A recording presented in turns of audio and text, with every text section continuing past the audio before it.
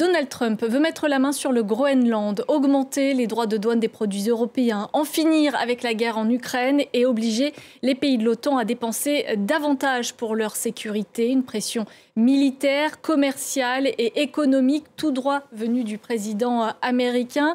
L'Europe doit réagir, s'alarment de nombreux analystes. Oui, mais de quelle manière organiser sa défense? Quelle approche privilégier? Entre le bras de fer ou le gros dos, c'est avec vous que l'on va en parler. Bertrand Badi, bonsoir. Bonsoir. Vous êtes spécialiste des relations internationales, auteur de L'Art de la paix aux éditions Flammarion. Pour commencer, je voudrais vous faire réagir à un dessin très caricatural posté par un internaute américain sur les réseaux sociaux. Il a fait près de 13 millions de vues. On y voit, on va le voir ensemble, un dragon à 3 têtes, dont 2 sont effrayantes. J'espère que l'image va apparaître. Sur ce dessin, on a donc le dragon des États-Unis, de la Chine, et celui de l'Union européenne, beaucoup moins impressionnant. Aux yeux de cet Américain, les États-Unis et la Chine ont développé l'intelligence artificielle, tandis que les Européens, eux, on le voit sur l'image, ont inventé le bouchon en plastique qu'on ne peut plus enlever des bouteilles pour pas qu'il se perde dans la nature. En gros, on n'est pas très malin. Qu'est-ce que ça vous inspire? C'est un fait, on ne joue plus dans la même cour que les autres et on n'a plus aucune crédibilité face aux grandes puissances. Alors d'abord, je suis très étonné de ne pas voir le 4e dragon qu'est la Russie. Mais peut-être aurons-nous l'occasion d'en reparler. Vous savez, ce qui me frappe depuis quelques semaines, et en particulier depuis l'élection présidentielle, c'est qu'on a l'impression de découvrir du neuf, ce qui est en partie vrai, on y reviendra peut-être, mais en oubliant que l'essentiel de ce qui est dit aujourd'hui correspond à une histoire qui est la chronique depuis 1945.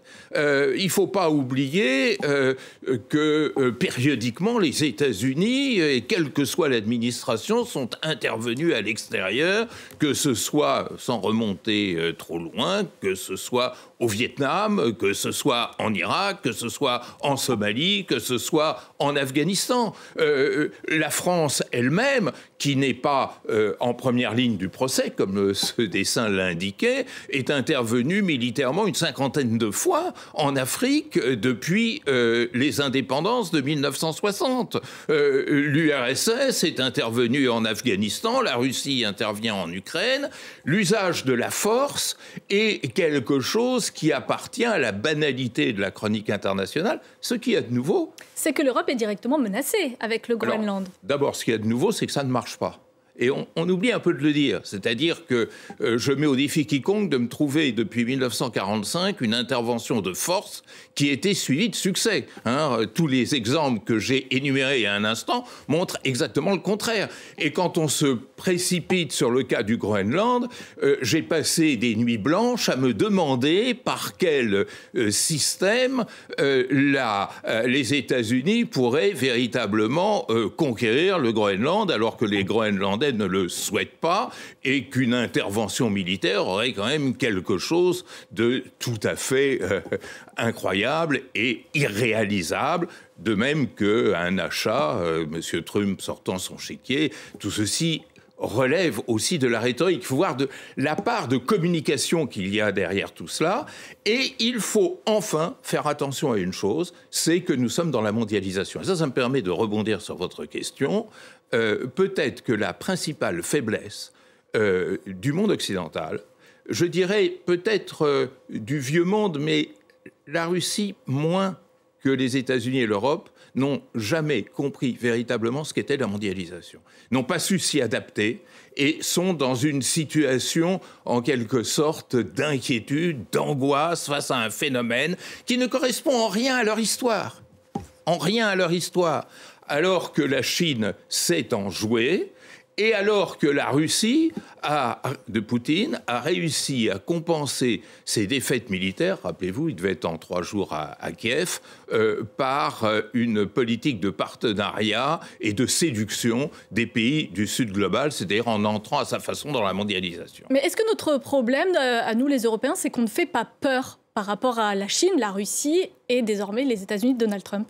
Oui, alors il ne faut pas non plus toujours se répéter ça. On ne fait pas peur, on fait quand même peur aux États-Unis dans la mesure où notre balance commerciale avec les États-Unis nous est extrêmement favorable. Excédent de 150 milliards de dollars. Les importations européennes aux États-Unis sont 2 fois supérieures aux importations américaines en Europe. 260 milliards en faveur de l'Europe, la moitié, 130 milliards en faveur des États-Unis, en se limitant au bien. Avec les services, déjà, ça change un peu.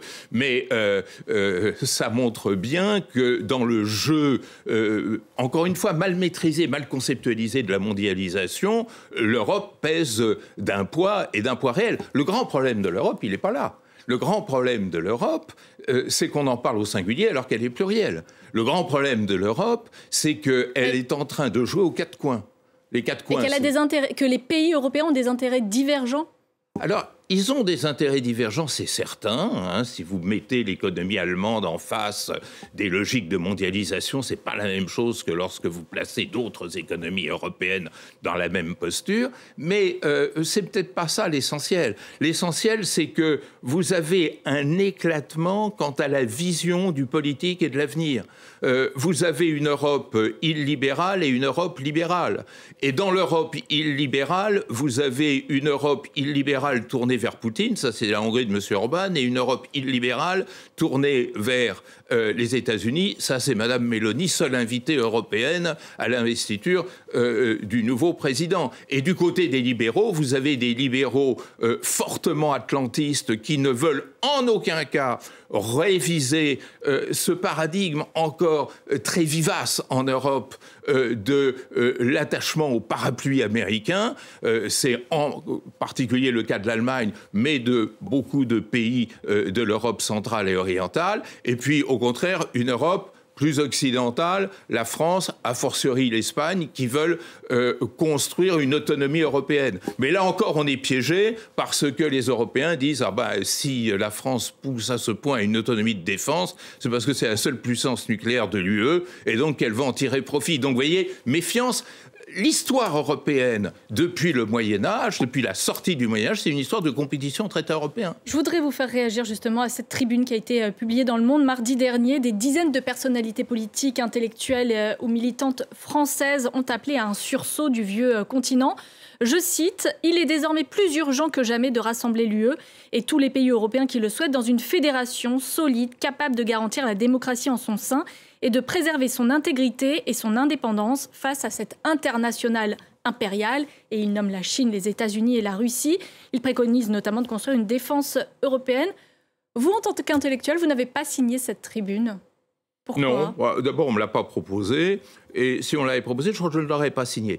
J'aime beaucoup l'idée d'intégration. Dès qu'il y a le mot intégration, je suis rassuré.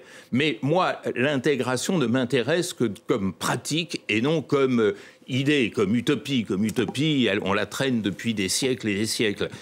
Comme pratique, je dirais toutes les ressources, tous les atouts vont actuellement, comme je disais il y a un instant, en sens contraire.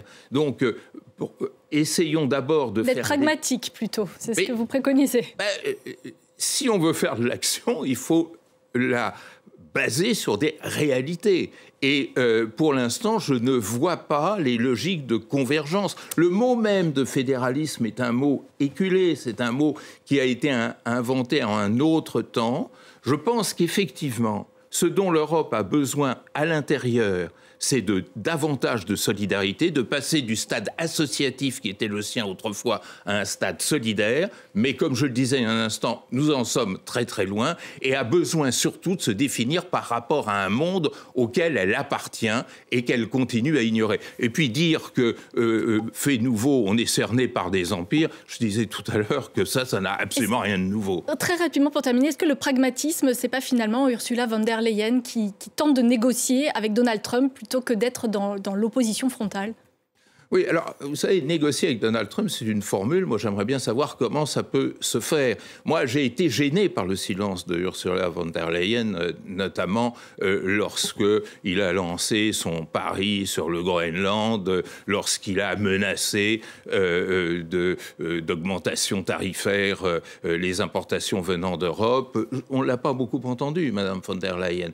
Madame von der Leyen est quand même très proche de ce modèle que j'appelais tout à l'heure libéral atlantiste, qui n'est qu'une des composantes actuelles de l'ordre politique européen. Je pense qu'il faut d'abord construire les conditions d'une solidarité entre les États européens. Mais la solidarité, ce n'est pas un mouvement du cœur. La solidarité, c'est de comprendre véritablement que dans le monde actuel, on ne peut survivre que sur la base de l'interdépendance, alors que tout le monde a en tête l'idée de souveraineté et que d'aucuns veulent même remplacer l'idée de souveraineté par l'idée de puissance. La puissance et la souveraineté, ça ne peut pas fonctionner dans un monde globalisé. C'est ça qu'on a du mal à comprendre. Eh bien, ce sera le mot de la fin, Bertrand Badi. Merci beaucoup d'avoir été notre invité. Restez avec nous sur France 24 tout de suite. Vous allez retrouver Fatima Taouane pour le Journal de l'Afrique.